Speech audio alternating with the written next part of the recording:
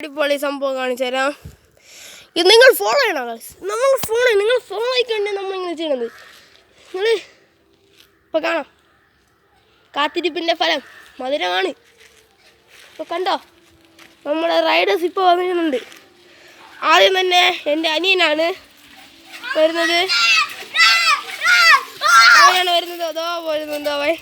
അടുത്തത് എൻ്റെ ഒരേ ഒരു ചങ്കാണ്. അതെന്തോ വരുന്നുണ്ട്.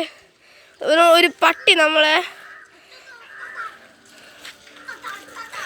നമ്മുടെ റൈഡർ കണ്ണാപ്പി.